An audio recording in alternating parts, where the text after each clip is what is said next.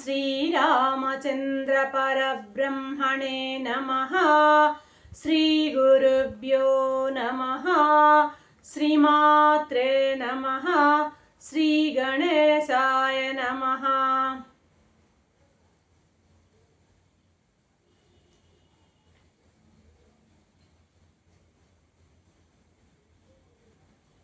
ప్రియాత్మబంధులారా, యోగ వాసిష్టం నిర్వాణ ప్రకరణము 617వ భాగం. శిఖిధ్వజుడు తనకు కలిగినటువంటి ఆత్మానుభవాన్ని చూడాలకి వివరిస్తూ ఉన్నటువంటి సందర్భంలో ఉన్నామన్నమాట. చెప్తున్నాడు, నాకు చిన్మాత్ర యొక్క స్వరూపంలో చిన్మాత్రంగానే నా స్వరూపంలోనే నేను ఉండేటువంటి నిష్ఠ నాకు కలిగింది. దాన్నే స్వస్థ అంటారు. నాకు స్వస్థ అనేటువంటి ఆ స్థితి ఎలా ఉంటుందో కూడా నేను చెప్పబోతున్నాను అంటున్నాడు.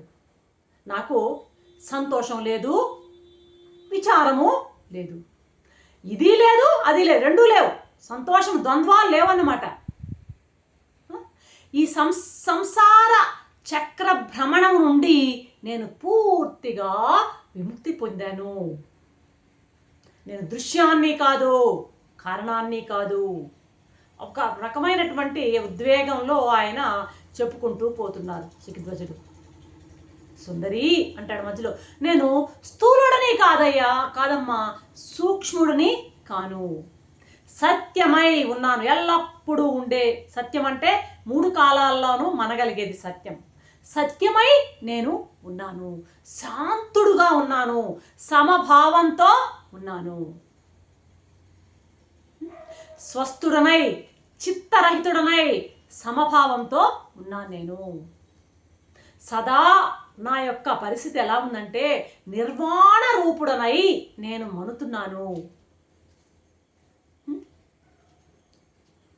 నేను ఏదో నా స్వరూపము ఏదో అంటే నా ఆత్మ యొక్క పరమాత్మ స్వరూపమే నేను అన్నటువంటి భావన అన్నమాట. ఇక్కడ నేను ఏదో అదే అయి ఉన్నా, ఇంతకు మించి నేను ఏమీ నీకు వివరించలేను అని చేతులు ఎత్తేస్తున్నాడు శిఖిధ్వజుడు. అంటూనే మళ్ళీ కొనసాగిస్తున్నాడు, విశాలాక్షి, నువ్వు నాకు గురువువి, నీకు ఓ పెద్ద నమస్కారం పెడుతున్నాను. నీ అనుగ్రహం వల్లనే నేను ఈ సంసార సాగరము నుండి తరించడం వీలయ్యింది. నీవే నాకు గురువు. నీ యొక్క మార్గదర్శకత్వంలోనే నేను ఈ విధమైనటువంటి ఈ యొక్క స్థితిని ఈనాడు నేను పొందగలిగాను. నా పరిస్థితి ఎలా ఉందో తెలుసా? 100 సార్లు అగ్నిలో పుటం వేయబడినటువంటి ఒక మూలకం, ఒక ఏదైనా లోహము 100 సార్లు అగ్నిలో పుటం వేస్తే, అంటే బంగారమే తీసుకోండి, బంగారాన్ని 100 సార్లు అగ్నిలో పుటం వేస్తే దానిలో మాలిన్యం అంతా పోయి ఎలాగ నిర్మలమైందో అలాంటి నిర్మాలిన్య స్థితిని నేను పొందాను. ఎలా ఉన్నాను నేను అంటావా? శాంతుడను, శాంతంగా ఉంది నా మనోస్థితి. స్వస్థుడనై ఉన్న స్వస్థత ఎక్కడనే నాలో నేనున్నాను. జితేంద్రియుడనయ్యాను, ఇంద్రియాలన్నింటినీ నేను జయించిన వాడినై ఉన్నాను. నాకు రాగం లేని, ద్వేషం లేని, వాసనారహితమైనటువంటి, సర్వాతీతుడమైనటువంటి, సర్వవ్యాపకం కలిగినటువంటి ఆకాశంలాగా నేను ఇక్కడ ఇప్పుడు తరిస్తూ ఉన్నాను సుందరి అని అంటున్నాడు శిఖిధ్వజుడు. వెంటనే చూడాలా ఒక నమస్కారం చేసింది శిఖిధ్వజుడికి. అయ్యా, సరే, బాగానే ఉంది, మీ స్థితిని మీరు బాగా వివరించారు. ఇప్పుడు మీకు ఏది రుచిస్తుందో చెప్పండి, మీ మనసుకు ఏది రుచిస్తుందో ప్రస్తుతం మీ స్థితిలో చెప్పండి అన్నాడు. శిఖిధ్వజుడు జవాబిస్తున్నాడు, ఒకటి కావాల్సింది లేదు, మరొకటి నిషేధము లేదు, అంటే హేయము లేదు, ఉపాధేయము లేదు. నువ్వు నాకు ఏం చెప్తే నేను అది అనుష్ఠిస్తాను. బికాజ్ ఎందుకంటే నువ్వు నాకు గురువువి. ఒక అద్దంలాగా ఉన్నాను నేను. నా ఎదుటన నీవు ఏది ఏది వస్తే దాని యొక్క దాన్ని నేను ప్రతిఫలిస్తా. అద్దంలాగా స్వచ్ఛంగా ఉన్నాను నేను. దేనికి మెచ్చుకోను, దేనికి నొచ్చుకోను. ప్రతి ఒక్కదాన్ని కూడాను ఏకంగా చూసేటువంటి దృష్టి నాకు బాగా దృఢంగా అలవడింది తల్లి అని అంటున్నాడు సుఖధ్వజుడు. చెప్పి ఏమయ్యాడు ఆయన? ఈ విధంగా ఆ యొక్క సుఖధ్వజుడు చెప్తూ ఉండగా ఈయన మన ఎవరిక్కడ వశిష్ఠుడు చెప్తున్నాడు రాముడికి, మహాబాహు విన్నావు కదా సుఖధ్వజుని మాట, దానినే నువ్వు ఆచరించు. ఎవరైనా సరే మొట్టమొదట ఏకత్వ జ్ఞానం అనే దాన్ని బాగా పెంపొందించుకుని, ఎప్పుడైతే ఆ ఏకత్వ జ్ఞానం అంతా ఏకమే, అంతా ఉన్నది ఒకటే పరమాత్మే అన్నటువంటి భావన ఎప్పుడైతే వస్తుందో అజ్ఞానం దాని అంతటా అదే నశిస్తుంది. కోరికలు పటాపంచలై పోతాయి. ఆకాశంలా స్వచ్ఛంగా ఉంటాము. ఆది మధ్య అంతాలలో, మొదలు మధ్య తుదిలలో అజ్ఞానం అనేది ఎక్కడా లేకుండా, ఏ రూపంలో కూడా లేకుండా పోవడమే. అర్థమవుతుందా? కాబట్టి ఆ స్థితికి సుఖధ్వజుడు చేరాడు. ఆ స్థితిని ప్రతి ఒక్కరూ అందుకోవాలి అంటున్నాడు మధ్యలో వశిష్ఠుడు. వెంటనే ఈయన ఏమంటున్నాడు? చూడాలా, సుఖధ్వజులు అక్కడ మధ్య సంవాదంగా జరుగుతుంది, చూడాలంటుంది. అయ్యా, మనం ఇక ఇంత జరిగింది, ఇక మనం మన రాజ్యానికి వెళదాము. రెండో మాట మాట్లాడకండి. ఎందుకని? ఎందుకు భయం? ఎందుకు మనకి? ప్రారంధం ఉంది. ఇంకా ప్రారంధం ఎంతవరకు ఉందో అంతవరకు మనకు చేయవలసిన కార్యాలను మనం నిర్వర్తిస్తాం. ఆ తర్వాత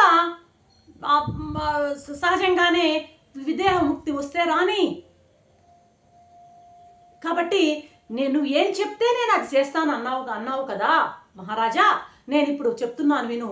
సింహాసనాన్ని అధిష్ఠించండి, రాజ్యపాలన చేయండి.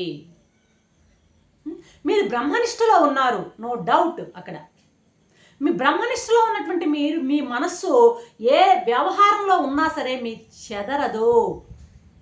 నేను బ్రహ్మనిష్టలో ఉన్నాను అనుకున్నప్పుడు మీ మనస్సు వ్యవహారంలో ఎంతగా ఉన్నా సరే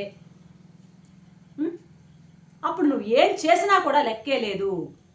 నీవు రాజ్యాన్ని స్వీకరించు, మహారాజుగా వర్తించు, నేను మీ పట్టమహిషిలాగా నేను కొనసాగుతాను. ఇది సుఖం, ఇది అనుకూలం, ఇది దుఃఖం, ఇది ప్రతికూలం అనేటువంటి ద్వంద్వాలన్నీ వెళ్ళిపోయాయి మన ఇరువురిలో. సమమైనటువంటి పదంలో ఉండాలి మన ఇద్దరం ప్రస్తుతం. అవన్నీ ద్వంద్వాలు వెళ్ళిపోయాయి. ఆ సమస్థితిలోనే మనం ఇప్పుడు ఉన్నాం. మీరున్నారు, నేను ఉంటాను. కాబట్టి ఇది నేను చెప్తున్నది అంటుంది. చూడాలి. సుఖధ్వజుడు వెంటనే, బాగా చెప్పావు, శబాష్. వ్యవహారంలో కూడా సమాధిలో ఉండే మార్గాన్ని నువ్వు నాకు ఉపదేశించావు. ఇంతవరకు నువ్వు చేసిన బోధలో నేను గ్రహించింది అదే కదా. వ్యవహారంలో ఉంటూ సమాధిలో ఉండవచ్చు అన్నటువంటి భావన నా మనసుకు బాగా పట్టేటట్లు నీవు చెప్పావు. ఇక నువ్వు చెప్పినట్టు ఆ రాజ్యాన్ని స్వీకరిస్తే ఎంత, వదిలేస్తే ఎంత. కాబట్టి దీనివలన సుఖం కానీ దుఃఖం కానీ ఏది మన మనసుకి తీసుకోవాల్సిన అవసరం లేదు. ఇక ఈ శరీరం ఎంతవరకు ఉంటే ఇది అనుభవాలని ఈ శరీరము పొందుతూ ఉండవచ్చుగాక, కానీ అనుభవాలు కూడా ఉండని. కానీ అనుభవాలను సాక్షిగా చూస్తూ ఉండడం మనం అభ్యాసం చేస్తాం. కాబట్టి ఇక మన యొక్క సాధనకి, మన యొక్క స్థితికి ఏమాత్రం దెబ్బ తగలకుండా జీవితాలను అలాగే నడుపుకుంటూ ఉందాం. అప్పుడు ప్రారంధం తీరాక సెలవు తీసుకుంటాం, విదేహముక్తులను ఖచ్చితంగా అవుతాం అని ఇద్దరూ ఒక మాటకు వచ్చారు. యోగ బలంతో ఆ తల్లి పూర్ణ కుంభాన్ని సృష్టించింది, అభిషేకాలు చేసేసింది అక్కడే అరణ్యంలోనే. ఆయన పట్టాభిషేకం చేసి సింహాసనం సృష్టించిందంట.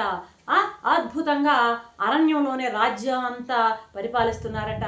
సైన్యాన్ని సృష్టించిందట, సామంతులు వచ్చారట, చతురంగ బలాలన్నీ కూడాయట. ఇది వివేకంతో ఆయన రాజ్యపాలన చేస్తూ ఉన్నట్ట. అర్థమవుతుందా? ఇంకా ప్రారంధాన్ని అప్పచెప్పి ప్రారంధం పూర్తయ్యాక విదేహముక్తిలోకి వెళ్ళిపోయారట. అంటూ రమా విన్నావు కదయ్యా. ఆ రాజధానిలో అందరూ కూడాను మొత్తం వీరిని వచ్చి నమస్కరించారు. ఆ 10,000 ఏళ్ళు ఈ విధంగా వీళ్ళు రాజ్యపాలన చేశారు, విదేహముక్తిలోకి వెళ్ళిపోయారు. ఇదంతా జరిగింది. ఈ కథ అంతా చెప్పిన తర్వాత వశిష్ఠ మహర్షి మళ్ళీ రామునితో చెప్తున్నాడు, రామా విన్నావు కదయ్యా, ఒకరికొకరు ఇద్దరు ఉపకారం చేసుకుంటూ వీళ్ళు వెళ్ళిపోయారయ్యా. గురుశిక్షులయ్యారు భార్యాభర్తలు ఇద్దరు జీవన్ముక్తులే. ఇద్దరు కూడాను జీవన్ముక్తులుగా ఉండి ఆ ప్రారంధం తీరిన తర్వాత విదేహముక్తులుగా అవ్వడం జరిగింది. కాబట్టి రామా ఇది పరిస్థితి, నీవు కూడా ఇలా ఉండాలి సుమా అంటూ ముగిస్తున్నాడు వశిష్ఠ మహర్షి. రేపటి ఎపిసోడ్లో ఏం చెప్తారో చూద్దాం. అంతవరకు సెలవు. సర్వం శ్రీరామచంద్ర.